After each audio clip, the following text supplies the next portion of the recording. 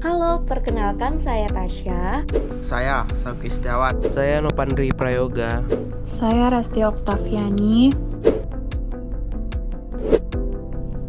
Di sini kami berempat ingin berbagi wawasan kepada teman-teman media sosial sekalian mengenai studi penologi.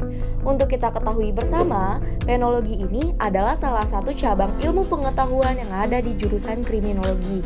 Untuk infonya, yuk simak sampai habis video ini. Apa itu penologi? Berdasarkan jurnal berikut, penologi berasal dari bahasa Yunani, yaitu poena dan logos. Poena memiliki arti kesakitan, penderitaan, atau hukuman. Sedangkan logos memiliki arti ilmu pengetahuan. Dengan demikian, berarti penologi adalah ilmu pengetahuan yang mempelajari tentang perkembangan pidana atau pemidanaan atau penghukuman. Dikutip dari jurnal simdos.unud.ac.id.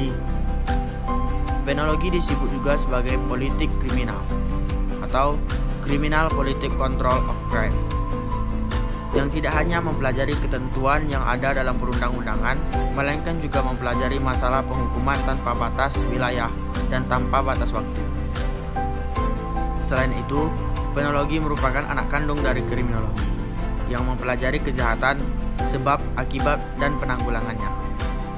Adapun objek penologi ini sendiri: 1. Pelanggaran hukum. 2. Terpidana narapidana. 3. Residivis atau yang kita kenal sebagai seseorang yang pernah dijatuhi hukuman atau mengulangi tindakan kejahatan yang serupa. Mazhab pemidanaan. Yang pertama, retributif. Teori retribusi atau teori pembalasan. Retribusi merupakan teori pemidanaan tertua yang berlandaskan kepada pemberian ganjaran yang setimpal kepada orang yang melanggar ketentuan hukum pidana. Menurut teori ini, pidana dijatuhkan semata-mata karena orang telah melakukan suatu kejahatan atau tindak pidana. Teori retributif mencari pendasaran pidana dengan memandang ke masa lampau, yaitu memusat argumennya pada tindakan kejahatan yang sudah dilakukan. Nah, yang kedua, deterrence.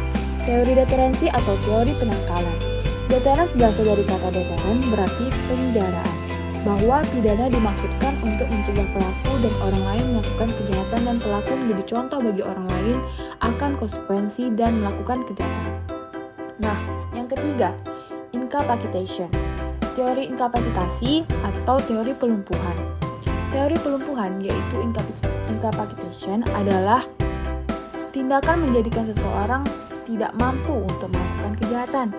Menurut teori ini, tujuan utama dari pemidanaan adalah untuk mengurangi kemampuan secara fisik orang untuk dapat melakukan sesuatu kejahatan, yaitu dengan cara menempatkannya pada situasi dan kondisi yang menyebabkan pelaku tersebut tidak dapat lagi melakukan kejahatan, misalnya dipenjarakan.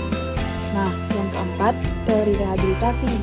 Rehabilitation secara harafiah berarti memperbaiki. Teori rehabilitasi juga sering disebut sebagai teori reparasi. Teori ini mempunyai asumsi bahwa penjahat merupakan orang sakit yang memerlukan pengobatan.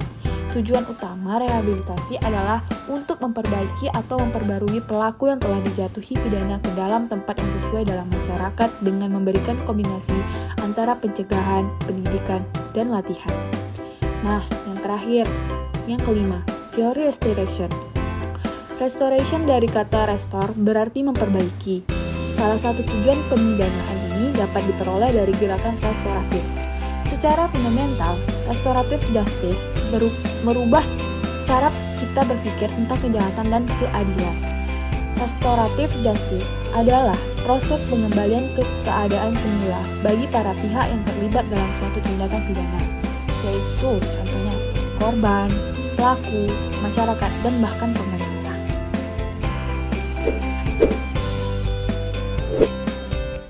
Jadi gimana? Sudah tahu kan mengenai 5 mazhab pemidanaan? Setelah dipikir-pikir, kenapa sih kita sebagai mahasiswa kriminologi harus mempelajari penologi? Kriminologi sebagai ilmu yang mempelajari tentang kejahatan dan upaya penanggulangannya. Sedangkan penologi merupakan bagian dari kriminologi, sehingga menunjang kriminologi itu sendiri.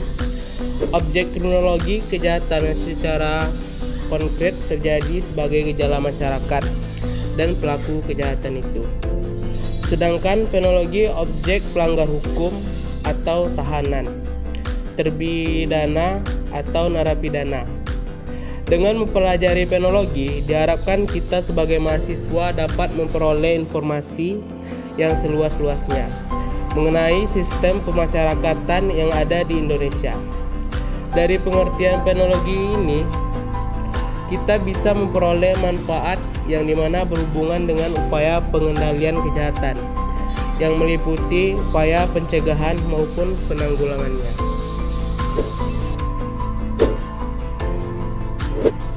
Nah, kira-kira begitu teman-teman mengenai studi penologi. Dan gak cuma penologi aja loh, masih banyak materi menarik yang seru untuk dipelajari berkaitan kejahatan dan penanggulangannya. Penasaran? Yuk gabung di Kriminologi UIR.